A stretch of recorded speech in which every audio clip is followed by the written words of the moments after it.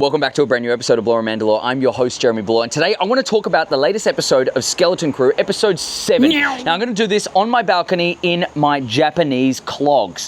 Hell yeah, we love that shit, bitch. Look, I gotta say, this episode has been my favorite yet. Honestly, I've said this every single week, but it just keeps on getting better. From the color grading, to the framing, to the character development, and the twist that I genuinely could not expect. Like, this whole show has been giving us, like, drip feeding us all of this little bits of information, leading us into a direction, and then snapping it right in the other. Look, I mean, I didn't expect half the things that happened, but I'm really keen for it. I'm really glad that this show has kind of subverted all expectations of the big classic Jedi reveal. We don't need that big Luke Skywalker or, you know, even in, it kind of like Mando Season 1, where it was like you had all of the elements of Star Wars, but you just didn't have all of the big hitting guys. Now, Season 2 was a lot different, and it brought it back into the main Skywalker saga and became something that was honestly a lot bigger than I think anyone really expected. You know, I hope these guys become the future of Star Wars. That's one thing that this episode really did for me, like, honestly perfectly, was sediment in my mind that these guys are going to be the future of Star Wars. Now, look, I want to break this episode up into 4 parts. We're going to do part 1 where I talk about Jod, because this is his main episode. We've been waiting for this one. When they were actually breaking down all of the episodes and saying, you know, who's going to be the big one and whichever, this one was going to be Jude Law's biggest episode. I'm really happy. Look, I think it was actually kind of taken over by the parents a lot. So let's do part 1. We're going to talk about Jod, Wood, or Captain Silvo, technically. Part 2, we're going to go into the kids and SM33. I've kind of packaged them both into one. Part 3, we are going to be talking about the parents, okay? That's one of the biggest parts, like parents and kind of and that's both obviously mixed into one. And then the last one, part 4, we're going to do theories. So before we do anything, I just want to say thank you so much for watching. Thank you so much for enjoying all of my previous episodes. My breakdowns have been so much fun for you guys. So I'll see you guys in part 1. Oh my God, what time is it? It's time for part 1. So we start off part 1 with Jod Wood, Captain Silvo at this very time, the man of many names. He's kind of sitting back there on the ship. He's just bargained his way to get Brutus to arrive at Atten. So they've kind of gotten to what is the exterior of Atten, which is a massive barrier, like kind of a cloaking of this toxic planet. Now look, Brutus didn't really want to enter the toxic planet and kind of want to just throw Jod under the bus straight away. So that was just like one of the biggest parts of this episode, was seeing the crew kind of having an uprising against Brutus. Everybody wants what Jod has been promising them. Like Captain Silvo, they were even fighting at that one point. They were just like, the crew loves me. No. The crew absolutely loves me. It's like, no, they just want plunder. It's like, no, they just love me. They understand that Jod is someone who delivers. Now, not all the time, because episode 1 was, I mean, that was an abysmal cachet of any treasure. But there was a really, really cool, when we get to see at the end, when he actually goes into the vault, the clear difference between episode 1 and episode 7 is actual treasure. The genuine treasure, which is hundreds and hundreds of thousands of credits worth God knows how much money. It's priceless, really. So, basically, Jod becomes the captain. Brutus doesn't really know it, but there is a shift in the crew. Everybody's aligning with him. And then, when they see the kids and they capture the ship, the kids capture Brutus, bam! I really, really liked that they did this. I mean, I personally didn't expect it. I genuinely, I mean, I'm a little bit sad. I love the practicality of Brutus. I think he's such a cool character to have. Not only is he someone that's like physically really cool to look at, but I think we needed to explore him so much more. Now, obviously, there's probably going to be a lot of, you know, comics or anything like that that's going to do breakdowns of this character, but I wish we had it more in live action. He's someone that, you know, I think he was one of the main runners of the pirate side, the villain side, that we never really got to see.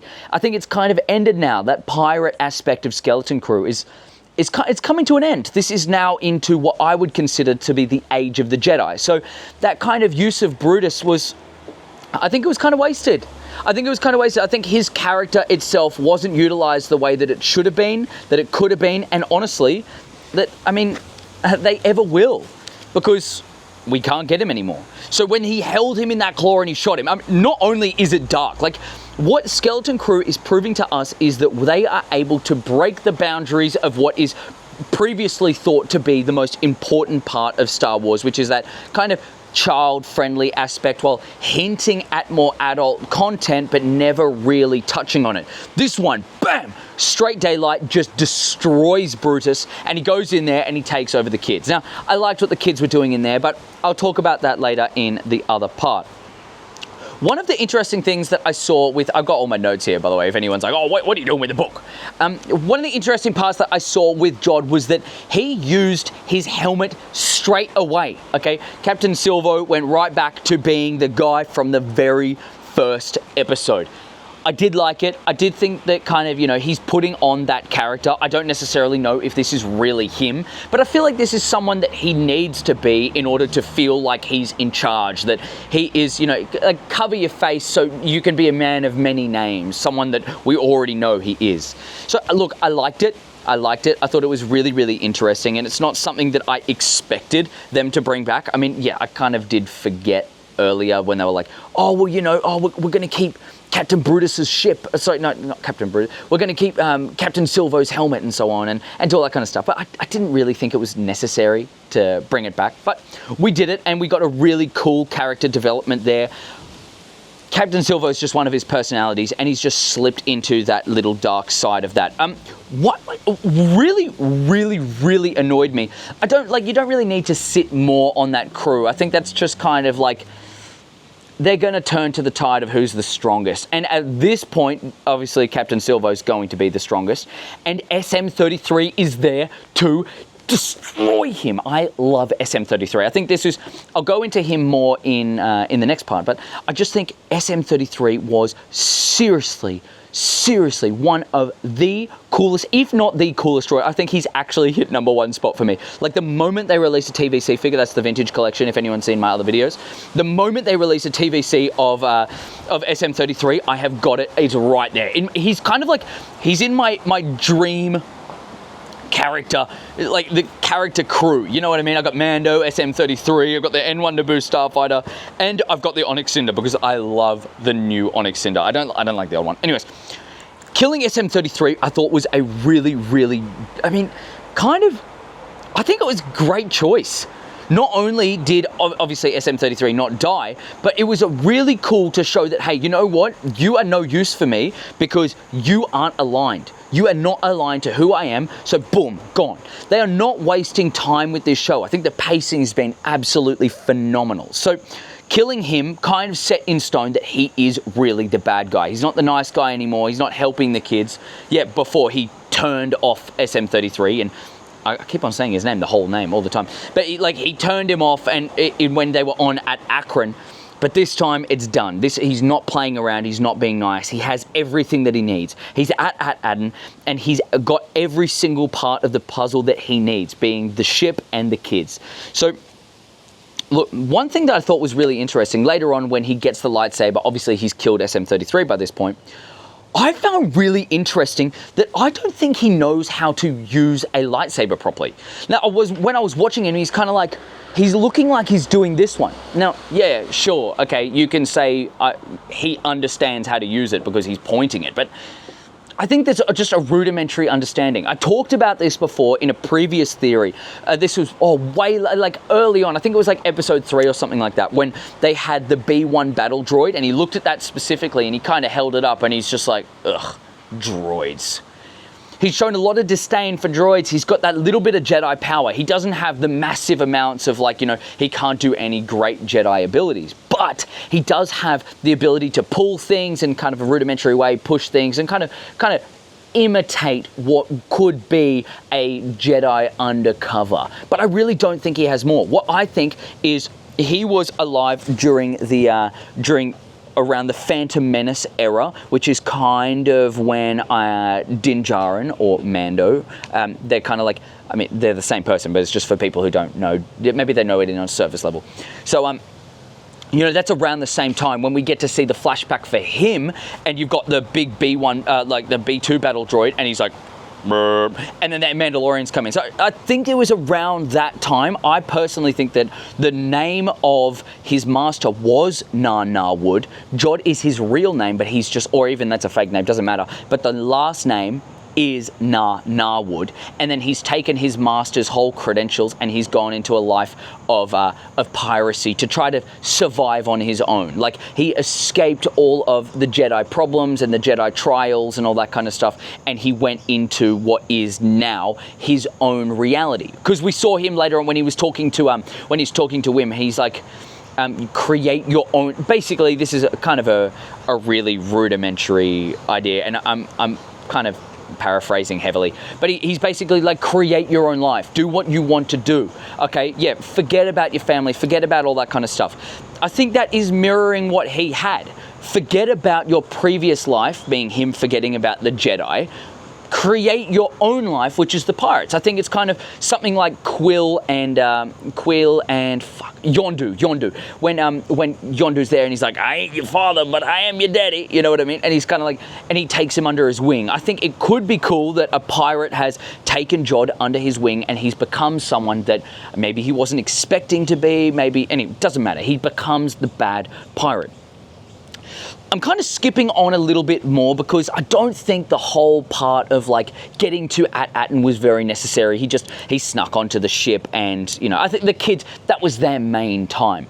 Interesting part of that one was though, he really snapped at the kids. Like, there were points there where he was just so angry.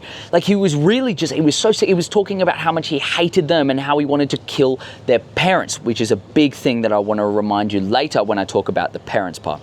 So when he was talking about how he wants to kill the parents, and he's like, specifically yours, and he's talking about Wim and so on. You know, I don't know why he would need to act that bad, but I love that he did. Like, he's had enough. This is the bad guy. I don't want everyone to turn to be good. Potentially, maybe later on, we'll see. I don't know. I've got a little bit of a theory.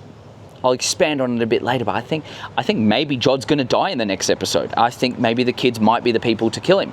I think, like, he is that character development that is necessary. He's someone that I really hope Kylo, like, I wish Kylo went down this same kind of path of, like, you know, he is the bad guy. Stay as the bad guy. Don't go into being someone that you're not. Like, you're not going to be good because you're a Solo or like you're a Skywalker. You know what I mean? It's like, it doesn't matter. It doesn't matter what your lineage is. If you're bad, just stay bad. It would have been such a beautiful character arc. Even if he died to Rey, I don't even care. I wanted him to stay the same. The same for Jod. I hope that he stays the same. I don't want a turn. So yeah, so he kind of like, I thought that was actually one of the most beautiful, this episode was just like incredible for so many different ways, but I loved so much in this that you could pause it on any scene at any time and it could be the perfect poster or thumbnail. You know, I do YouTube, you know what I mean? It's kind of like, it's the perfect poster or thumbnail. And that one scene with SM33 dead on the ground, his head separated, that little rat thing that goes around, or there's a point why that stayed alive, but the little rat thing that was on the ground kind of like kicked across and he's there with the lightsaber like that. I thought that was a beautiful, beautiful shot, and it was really, really symbolic of, you know, a blue lightsaber should never be used for bad things, but in this it's kind of like we're removing our idea of what's good and what's bad, and we're understanding through the kids' lenses how people react in this Star Wars universe. I think it was actually beautiful. So we get down there. Also, one thing, when they were landing, I love that the landing pad looked like an X-wing. That was really, really cool. If you look again, it's kind of like, it's got that little circle in the middle and it's got the 4 prongs out. I loved it. I thought that was really, really interesting. You know, it's kind of like the subtle nods to just regular Star Wars. This book has got to stop fucking moving. I'm just going to hold it. So it's kind of like, you know, it's the subtle nods back to, you know, the original trilogy that everyone can appreciate. You know, it's not something that anyone's going to be like, oh, why are you just focusing so much? Because they've done everything from every single part. It's like they've gotten shit from the prequels, obviously being the B1 battle droid, the original trilogy, and also the sequels. I love it. I love it so much. So Jod lands down there. He pretends to be a Republic emissary, right? kind of crazy that they just accept anyone like that. Like, they've got this whole barrier process, but they still don't have the secondary, oh, we're vetting you. Maybe someone's taken a ship. Maybe someone's done this, but no, we'll just accept anyone, especially a guy who wants to take apart a Republic credit and fall everything there. But we get to open up into this vault and we see this huge plethora of all of this amazing, amazing gold and treasure. And we find out, like, honestly, it looked like in Indiana Jones, when they're putting the Ark of the Covenant away, and we get to see that massive warehouse. It looked like that same warehouse, but it was just walls and walls of hundreds of thousands of Republic credits that are worth God knows how much. Like, genuinely, how much. These guys are sitting on a literal gold mine. This is the treasure that he's looking for. I loved when he was sitting there and it's kind of like the gold raining down on his face. The brother got a golden shower. Yes, I love golden showers. I hope you do as well. Dirty, filthy little boy. Dirty, filthy boy. So, you know, he got a golden shower in the warehouse, and, you know, we get to see him kind of actually enjoying himself. And it was a little bit of a bittersweet moment, because it's like, oh God, well, the kids have lost and we're seeing Jod winning. Like, the bad guys now won. But there's 1,000 more vaults. I think it was like 1,031 or something like that. Insane. Like, that's one. 1,031 more is just endless money. Endless. Like, he's made it. He has now sat on more money than he'll ever be able to use in his life. Like, generational wealth, literally probably for the end of time. Actually, for the end of time. Especially when they're still making more. I think that was one of the coolest things. It reminded me of Robot.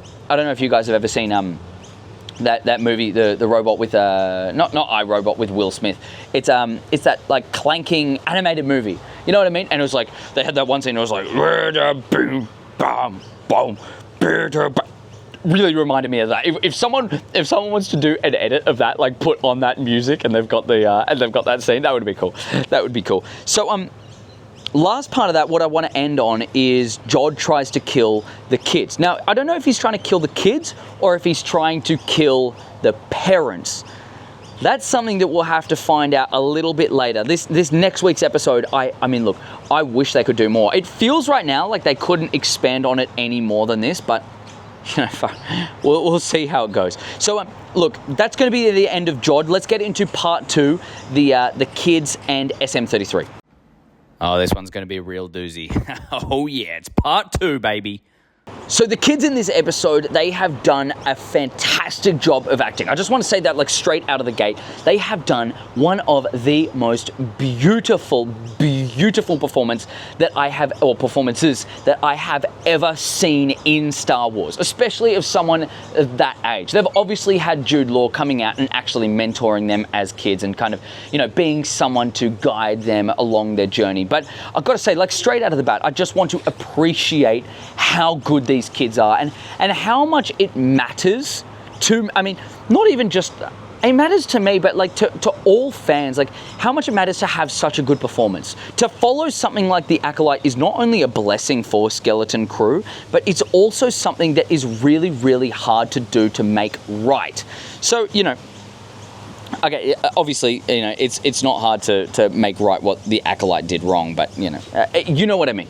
Basically, okay, I think the kids are working really, really well as a team now. We're kind of seeing them gel together. They've all got their positions. Everyone's sitting in the cockpit in certain areas and they're acting the way that they should. It's great. We're having a coercive team. It's something that we've been waiting to have for so long. And one of the main reasons why I think there's going to be a season 2, like, there actually has to be. Genuinely has to be. Like, if there's not a season 2, I'm going to be kind of confused, because it's like, we've gotten so far into this amazing show and building this amazing team. You have to expand on it even more. Even if it's like an adventure of the week kind of thing, you know what I mean? Like, they're taking on whatever. I would personally like to see them go up against Thrawn, but they're not ready for that. So in this one, we get to see the transmission from the parents. Finally, the parents sent up their little beacon, and we get to see this beautiful, beautiful display of something that actually, it kind of brought a little bit of a tear to my eye. I mean, I really, really enjoyed it. I really, really enjoyed it. It was so reminiscent of Obi-Wan Kenobi. you know, like, you're our last hope. I'm very appreciative of that. I'm appreciative that they took their time to give us this show, to give us the caliber of this show. I'm very, very grateful. I'm very, very grateful. And it's kind of like, it's now at, obviously the parents, you know, I'll go into that with them. I think the transmission is very important for their point of view. But the importance for this, like the importance for the kids is, it's showing them that they're not going to come back to nothing. Wim was even talking about before, like, it's over. We started off with them, I think it was like scene 1 or 2, but it was like, you know, we start off with them and it's kind of like Wim going, it's great and all, but the adventure's over. It's done. They're going to take the ship. They're going to take everything. We don't going to have fun anymore. I have to go back. I have to do the test. I have to be someone that I don't want to be. I want to be me. I want to be this pirate. And I really resonate with that. Like, I think his name is Ravi. I can't remember his last name. Star Wars Time Show has just done an episode with him. Insane. Actually insane. Ravi, I mean, he's done a beautiful job at conveying emotion. Genuinely. For this one, like, I could really, really resonate with how he felt. I wouldn't want to go back to being on this boring planet that does absolutely fuck all other than make fuck tons of money and just live an amazing life for the rest of your life. No, God, no. Who would want to do that? Wim, you little bitch. He doesn't know how rich they are. He doesn't know what they do. Sure, they have to do the test to find what they're going to do in the grand scheme of things for that. But I liked that what the parents did was it strengthened these kids. It wasn't something that was going to tear them down and reinforce bad parts of what Wim's been talking about for literally the whole season. The whole season, Wim's been talking about how much he hates doing this regular life on At and how he wants to break free. He wants to be better. He wants to be different. So, you know, I'm appreciative of this. I really liked it. So let's kind of, you know, I like as well what they did with SM33. This guy, man, this guy. So after the transmission, the kids came out and they're like, fight, and so on. And SM33 is there and he's just like, hey, brother, whoa, whoa, whoa, whoa, whoa. He recites what happened with Tak Rennet, and he kind of gives everyone that little bit of a boost and so on, sure. Okay, sure. He helps them out in that regard. But, like, SM33 is kind of looking at it like, and you can see, I know he's a robot, but it's so easy, like, they've done such a beautiful job at showing emotion. I will talk about that non-stop, but you can see how bad SM33 feels when he looks at the kids. He's always got his eye on the kids and what the other people are doing, but he has his allegiance to the current pirate captain. I like that. I really, really like that. I like what they've been doing with this character, even though he's just a droid. Finally giving us a droid that actually has some emotional development. It's not someone like, yeah, okay, yeah, you can say that with what's the, someone in the chat's probably going to tell me, but you can say that about Lando's droid when, you know, the one that they put into the Falcon. You can also say that about R2, but genuinely with SM33, it's kind of like droids just do what they're told. We've seen that through the whole season, through everything with Star Wars. Droids do what they're told. R2 is a little bit of a special case because R2 is the main guy. Like, all of the original trilogy is seen through the eyes of R2 and C-3PO. So I think you have to separate them. You have to separate them. But like an actual droid outside of the two god droids, you know what I mean? They're actually showing emotion. They're actually showing that human connection that wasn't as sexual as it was in Solo, which was weird. Like, why did Lando want to fuck a droid? Anyways, so where SM33 sides with the kids after all of that shit with Jod, and I loved that scene so much when she's like, so Jod, obviously Jod was like, you know, oh, well, someone has to claim a ship because, well, as SM33 said, we've got two, like, you've got two ships. You can only claim one at a time. So you've claimed that, and now you can claim the other if the other ones don't want it. But it's up, so I don't know why Wim took so long. That was kind of like a Princess Leia. The Princess Leia in Kenobi scene, you know, when she's like running through the whole forest, and then she's like, oh my God, let's slide through a log. And apparently they're just walking to catch her. Like, that was stupid. That was stupid. Everybody knows how stupid that was. But basically, they're kind of like, they're walking along, and they hold his mouth, and he's like, oh, I claim it. I love that SM33 pulls Fern back being like, you know, unclaims these and I claim it for only kids. And he's like, fuck it, it works. Wham! Dude, that's what I wanted. That's exactly what I wanted. This show is delivered every single fucking week. Every single week. That's exactly what I wanted. I love it. So they claim the ship, SM33, he's a badass. Deuce, poof, deuce. Just the coolest droid ever. I don't want any more droids unless they're pirate droids, if I'm going to be honest. So take him down. After all of that, they get into the barrier system. Now, the important part of this barrier system is that the Onyx Cinder is an At-Atten ship. All right, it's not a normal ship. Obviously, it had the coding to make it seem like it wasn't of the High Republic. Everybody noticed, like, when they came into that pirate, like, into all of Brutus and his own pirates kind of view, they were just like, whoa, look at these thruster exhausts. Like, that, they don't make that like this anymore. He obviously, you know, tack rendered, he obviously put on all of that kind of armoring and to make it look ugly and bad. Like, it's a pirate ship. It's not going to be something that will, you know, kind of eventuate to be like the most important part of the greatest treasure in the world. He's a smart guy. He's a very, very smart guy. So basically we get to see the ship go down and, you know, SM33 talks about what Tack Renner did. And he was like, he brought multiple ships with him to break past the few barriers. And the next thing you know, they get down to the last one. And then green, it was a carrier ship.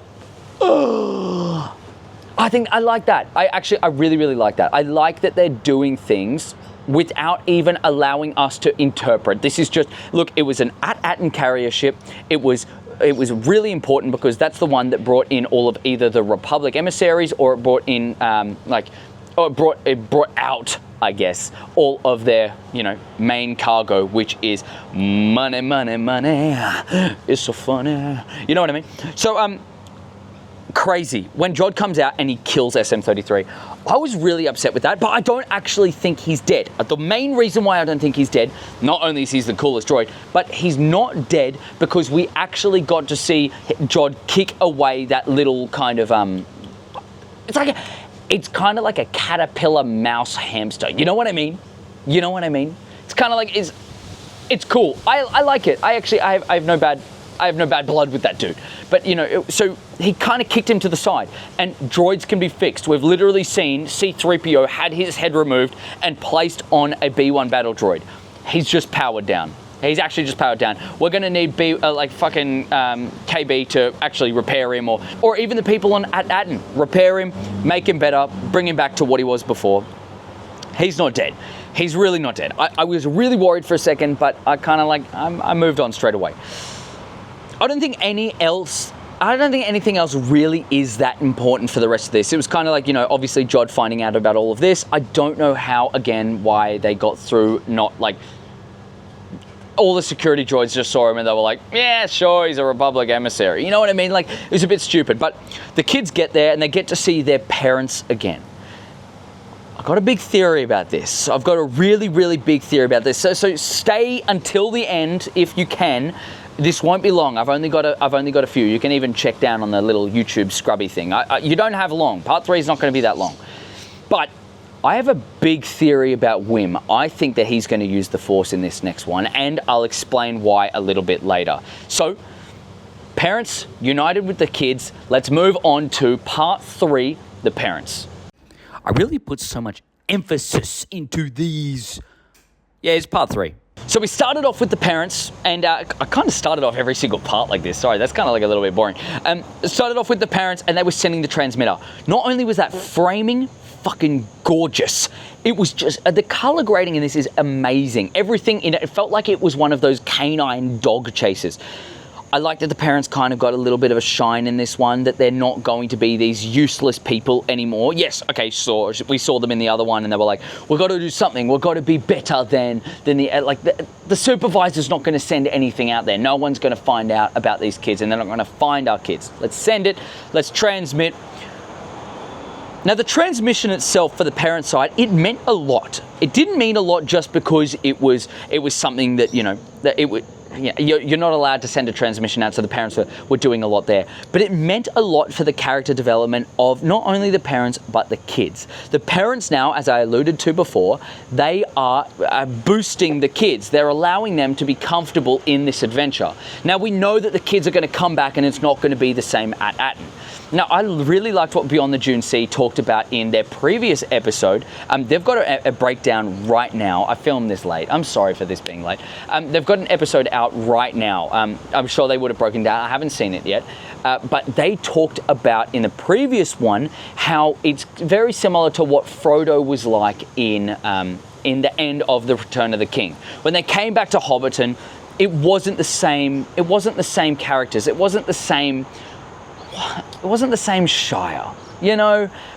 I think that's what these kids are going to do, and this transmission allowed it to perfectly mold into what is going to be the future of these kids. They trust them.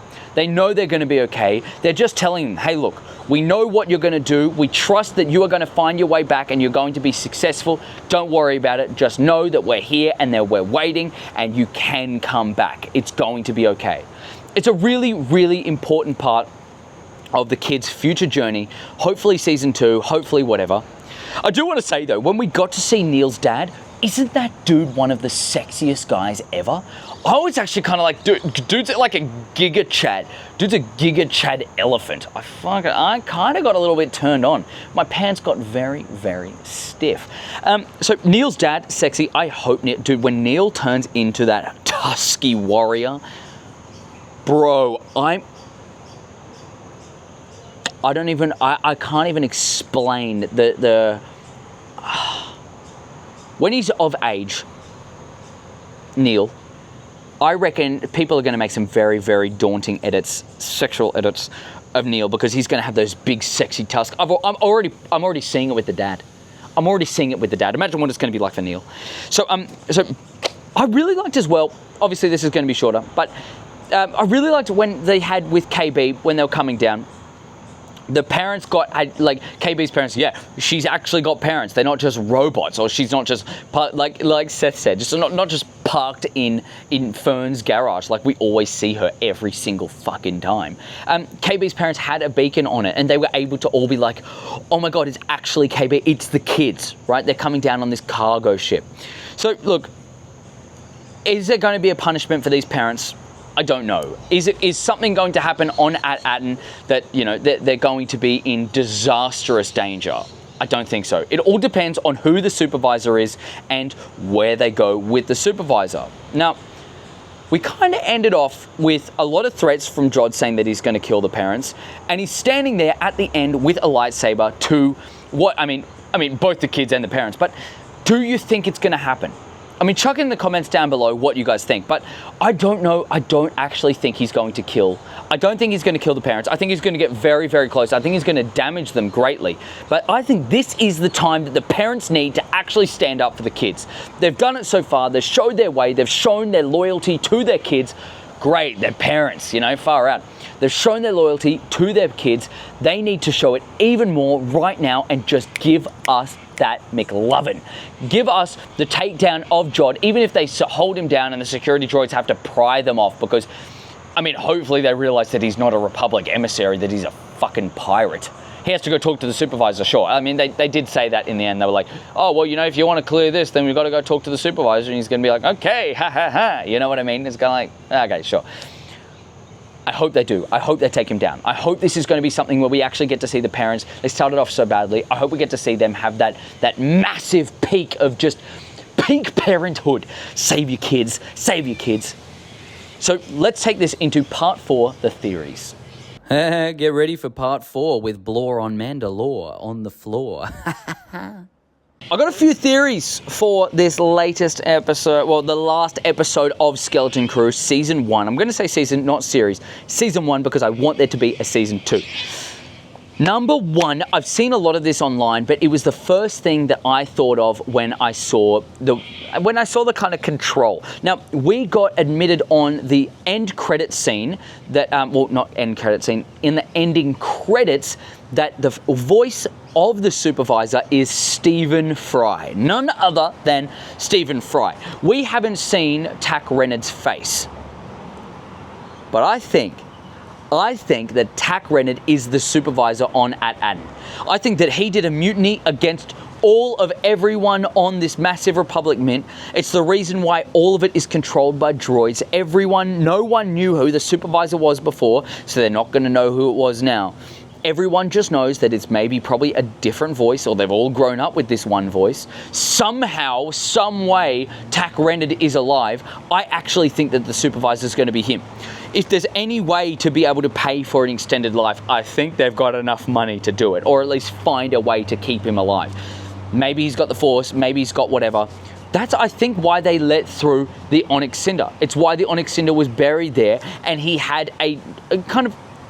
Look, I looked back on the first episode when they're breaking into... Oh, is it the first or second? Either way, they were breaking into the Onyx Cinder for the first time, and they're seeing the knife into the skeleton of the old crewmate, right?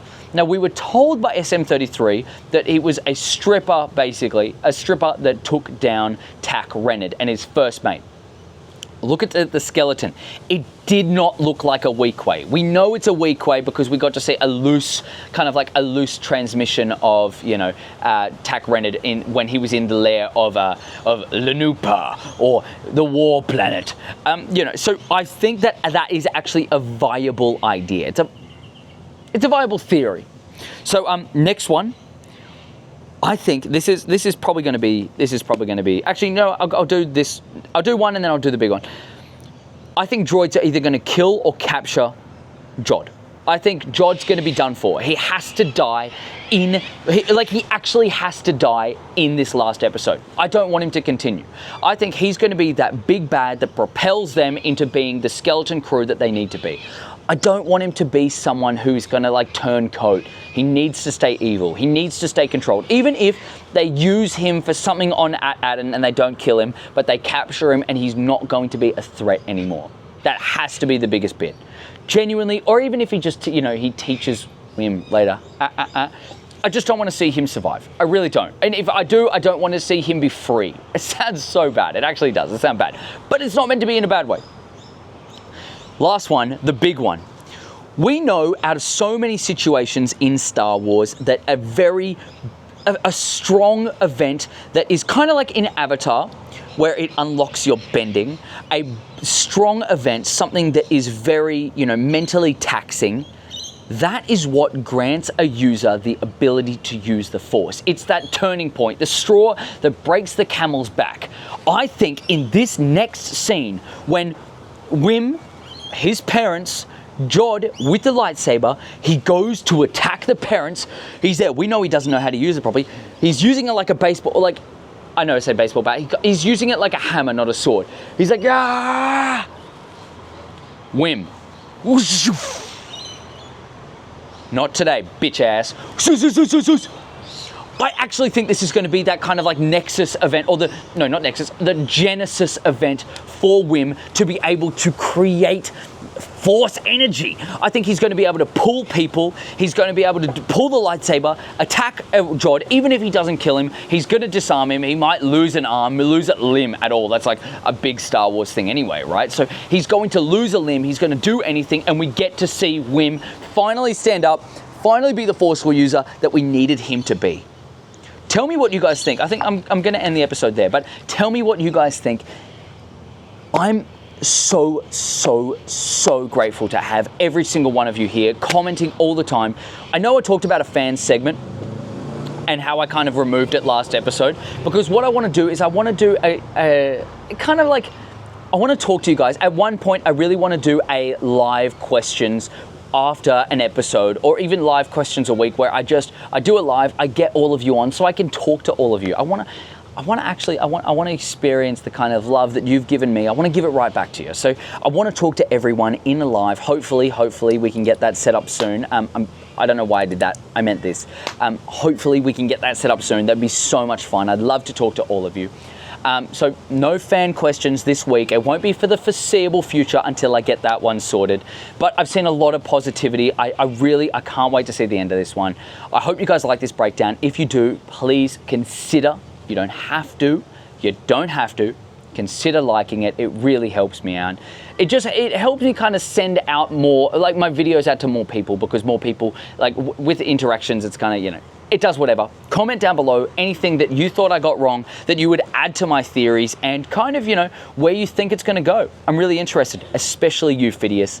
Phidias McCormick, the absolute GOAT, Star Wars nerd, I love you so much. And also, man, Tony, love you, dude. If you're watching this one, love you, man.